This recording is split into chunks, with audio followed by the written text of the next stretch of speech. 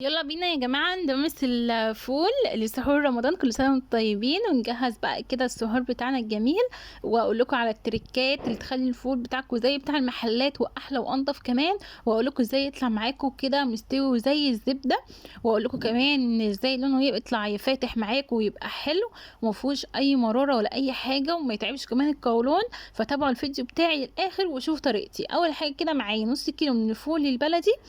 الفول اللي هو الحبة الحلوة ديت هنغسله كويس جدا وننقيه كمان قبل الغسيل، علشان لو في اي حاجة لازم نشيلها ونخلي بالنا قوي. دي خطوة مهمة يا جماعة. اغسله كذا مرة في المية، وبعد كده بقى مية سخنة من الحنفية هنقع فيها الفول لمدة 4 ساعات بس، ما تكتريش عن كده، لان لو كترش عن كده القشرة بتاعت الفول هتطلع معاكي ناشفة، حتى لو سويتيه 24 ساعة يعني بتطلع ناشفة ومش حلوة خالص.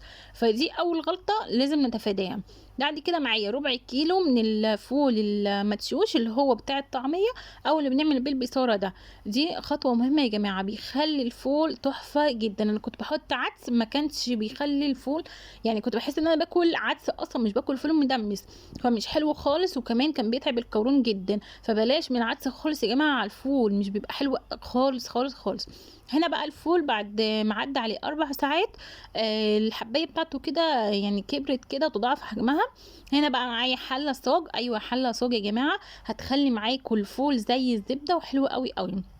هحطه على النار في ميه سخنه بتغلي، وبعد كده هجيب الفول المتشوش اللي انا غسلت معاكم كويس جدا، وبعد كده هحط معلقه كبيره من الكركم، وكمان معلقه كبيره من البابريكا، بيخلي لون الفول تحفه فاتح كده وحلو قوي، وكمان بيدي للفول طعم حلو قوي. ومعايا 4 حبات من الطماطم قطعهم مكعبات صغيره خالص، ومعايا كمان عصير نص ليمونه، احطه كده عليهم واقلب في الفول، وهسيبه بقى يغلي كده شويه.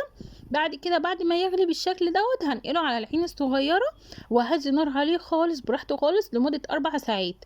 هيطلع معاكي مزبت وحلو قوي قوي. هنا نقلته اهوت على العين الصغيره. هنا كده بعد ما عدى 4 ساعات استوى وجميل وحلو قوي. وعلى فكره انا ما احتجتش احط له اي سوائل تاني خالص، ما احتجتش خالص خالص افتح عليه. انا سبته على نار هاديه لمده 4 ساعات. وما تفتحيش عليه كتير، لان لما تفتحي عليه كتير بيخلي الفول يسود منك. شايفين هنا مستوي وزي الزبده ازاي؟ تحفه يا جماعه، ولونه وطعمه حلو قوي قوي. امشوا على الخطوات اللي انا قلتها معاكم دي، وان شاء الله هيطلع الفول تحفه وتقيل، وكل ما يقعد هيتقل منكم اكتر واكتر واكتر.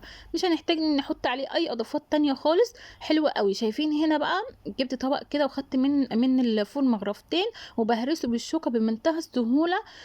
تهرس معايا، مش محتاج هاند بلندر ولا خلاط ولا اي حاجة. مزبد وحلو قوي، والقشرة بتاعة الفولة مهرية مستوية زي الزبدة. والله يا جماعة حلوة قوي قوي. لاني ما نقعتش الفول لمدة ليلة كاملة. الليلة كاملة دي بتخلي الفولة معانا في السوا تبقى ناشفة. تمام. هنا حطيت بقى ملح، وحطيت زيت، وحطيت طحينه مخففاها بميه، وعصر عليها كمان ليمون. فكانت خلطه حلوه قوي قوي، واحلى احلى فول هتاكلوه ان شاء الله. ما تجيبوش فول من المعلب دوت ولا حتى من المحلات، ده اوفر وانضف واحلى بكتير بكتير من بره.